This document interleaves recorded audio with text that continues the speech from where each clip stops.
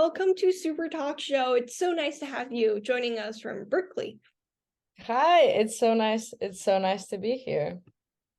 Yeah, great to have you on the show. You're a ASW alumni from our school, graduated probably 2 years ago. And yeah, you're a sophomore at Berkeley, UC Berkeley right now. So can you give maybe an introduction about yourself, just generally who you are? Sure. So, as for your introduction, I don't know what else to add. Hopefully, some people from ASW still remember me. My name is Amelia. I went to ASW since third grade. Now I'm in Berkeley, like you mentioned. It's my second year. Really liking it so far. Yeah, Mm-hmm. just basic. Yeah. So I want to start asking your in high school experience. Um, what were some of extracurriculars that you did that you think helped getting you into Berkeley, such a prestigious college? All right. So, the main thing I wrote about in all of my college apps was not actually the extracurriculars I did, but the sports that I did. So I skied, played tennis, and kite surfed, all throughout middle school and high school. So I thought that was like the most unique thing that I wanted to highlight. And then as part of like academic extracurriculars, I was leader of Cancer Awareness Club. That maybe it's still, I'm hoping it's still active. We passed it on. I did the TEDx Youth at AS Warsaw event along with a few other people. Yeah, if I may suggest any tips for like what extracurriculars you're choosing, like just go for what interests you. I did MU1 in speech and debate for a few years, but I never wrote anything about it because it was just not the most pertinent thing to, it was very valuable experience, but it wasn't like what I wanted to highlight or like what I thought was who I am. So definitely go for the more things that you're interested in versus what you think they want to hear about is my top of advice. Mm-hmm. I see. And I want to follow up on, you mentioned TEDx. Um, I guess how did you have any connections networking before, or did you just immediately go off and apply for TEDx? How was that process like for you getting approval from the school? Sure. So I kind of saw, I've been watching TED Talks, for a long time. I was very like interested. I enjoyed watching them and I was like, oh, it would be a really cool idea to do that for our school. And I started like just from scratch. I went onto their website. I saw the application. It took me some time to fill it out. Then I wanted to make the event. Obviously, COVID hit, so it Oh. was postponed by a year. Then we had it online in the end. But yeah, I went from scratch. The process was long, but it was super worthwhile. I contacted probably like at least 30 to 40 people just to have like 6 of them come because, no adult wants to do a non-paid 10-minute video. But some people were interested, and the people that we had were very, very cool. I kind of like tried to go for different genres. So we had a journalist, we had a research cancer researcher, we had 2 different teachers, we had a student, Tariq, he also graduated in our year. But yeah, that was the process. Kind of lengthy, but very, very worthwhile. And I would say there was not that many connections involved at the beginning. I did ask around, tried to get family members of friends, but there were also some random speakers in the end. So that's also pretty cool. You don't always have to have those connections to do something. Mm-hmm. I see. That's really cool, like starting from scratch and hosting such a big event. Yeah, and I want to like ask your current experience in Berkeley. Does it meet your expectation when like in comparison to when you were applying, or does it like, oversee the expectation? Yeah. Yeah, okay, so like a general view of Berkeley, I guess, definitely exceeded all expectations I could have possibly had. I didn't really know what I was getting into. Um, but it's been more than amazing. The school's really great. The professors are wonderful. They really care about everything that you do. You can talk to them anytime. Um, Student life is amazing. The weather is obviously amazing. It's California. Um, there is a lot of work, but you find a balance. It's more than a welcoming, and it's been very nice, like moving here, seeing family back home twice a year. It makes it pretty worthwhile. So yeah, definitely recommend. Definitely biased, but definitely recommend applying. Mm-hmm. And I can't believe I got like this far into the interview without asking you like what major are you thinking of? Um, do you I have to should decide by sophomore year? um so you decide at the end of your sophomore year. You can kind of switch it up even later. The way it works is you take classes and you can kind of decide pretty late, but you should start taking the classes for like the majors you think you're gonna want pretty early on, because there's some prerequisites to apply for the major.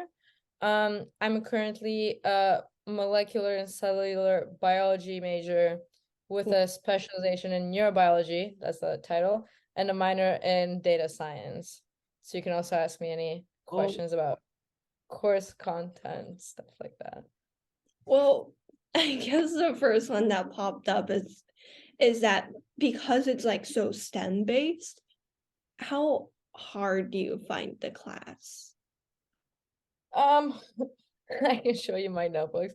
Um, it's it's not that hard.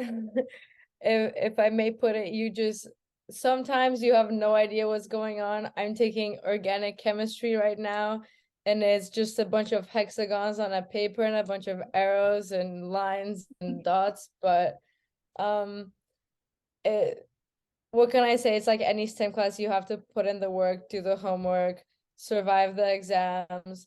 Cool. My biggest advice to like whoever's watching this and going to uni, no matter what the major is, because all the majors are gonna have a lot of work to do, just don't stress about it. My first math exam, I got 36%. Um, that turned out to be a B plus because everyone else did worse. But my biggest advice is like, don't stress out. Everyone's going through the same thing. You don't have to be sleep deprived. You don't have to spend 12 hours a day studying. You just have to understand and get through it, and STEM becomes fine. Mhm. But Interesting.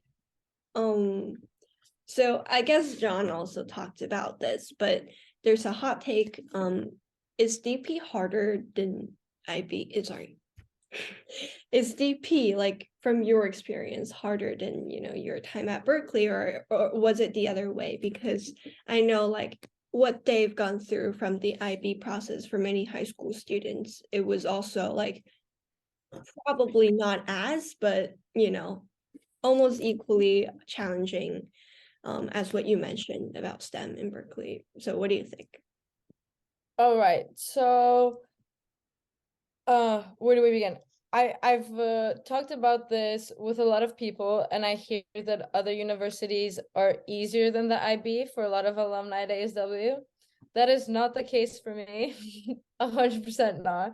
IB in relation to uni here is like a pickle. You go through when I took general chem and general math and general bio, I'll base it on chem because it's most similar to the IB. It was like maybe the first three lectures took up the entire 2 years of IB, and then everything else was new. So No. in terms of that, when you go to STEM, you realize that the IB was really good to you, and you can go through half a year of IB in 2 hours. Um, What? so for everyone taking the IB and having a hard time, I don't know what to tell you. It may get better, it may get harder, but the important thing is you get used to it. You like it becomes more manageable in terms of you'll learn how to not not care about the stress of exams. And once again, sleep. You guys should always sleep. Study efficiently, but not for long, is all I can offer. Yeah, definitely harder, but also it's like if you're doing like university level work, you should always look for a moment when you're like, this is so hard, but I'm very happy that I just understood what this like code does, or what this mechanism does, like that's what you should go for instead of trying to grind out the hours. Definitely don't go for that. But yeah. That's a really good advice and some, I guess, true facts. So I I guess like I want to ask about your time management skills. Berkeley, it's so hard. It takes up so much time, and you need to understand all the terminology concepts going on in class. Like how many hours do you sleep, and how do you make sure you have enough hours to sleep? Okay, so here's another, I think, imperative advice. You should like I try to tell everyone to follow this. It's always extracurriculars and school. The reason being, all you do is schoolwork, you end up procrastinating, and you end up just thinking about schoolwork, and it becomes so just dreadful. The thing that I've always tried doing is focus on fun parts and then do the work. So the work is hard, but I go surfing every weekend. I do go out. I spend a lot of time with friends. I do a lot of sports. I do club activities. And then what's left is schoolwork. The biggest advice I can give is like make sure you have little time to do the schoolwork, so you're focused on it, but then give yourself time to do it later. I do get my 7-8 hours of sleep a day. It's very manageable. What can I say? Time management is key, but focus on the extracurriculars and everything else will fall into place. That's how I like to do it. That's a really good advice. And I'm sorry, my Wi-Fi was really bad. I couldn't hear you, so like I turned off my camera to make sure I can hear you first. Yeah. Wait, you look a little slow to me. Can you hear me? Yeah, I can hear you. I can hear you. Okay, the camera quality, I don't know. Maybe there's some Wi-Fi connection issues between Poland and Berkeley. But yeah, to end off this interview, I want to ask, do you have like one piece of advice that you can give to super audience? I know you gave a ton already. But yeah, that's the question I asked to all the super talk show audience. Sorry, super talk show guests. Lost my train of thought. Okay. One last major piece of advice. Have fun, don't stress. Not everything is about school. Live your life.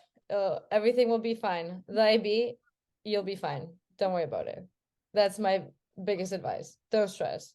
Life is good. Follow the advice. Thank you so much. Yeah, thank you so much, Amelia, for being on Super Talk Show and for giving all these advice all the way from Berkeley. I know it's Halloween day, Halloween night. So thank you so much for I hope you celebrated too, and thank you for having me. It's been nice. Yeah. Well, bye.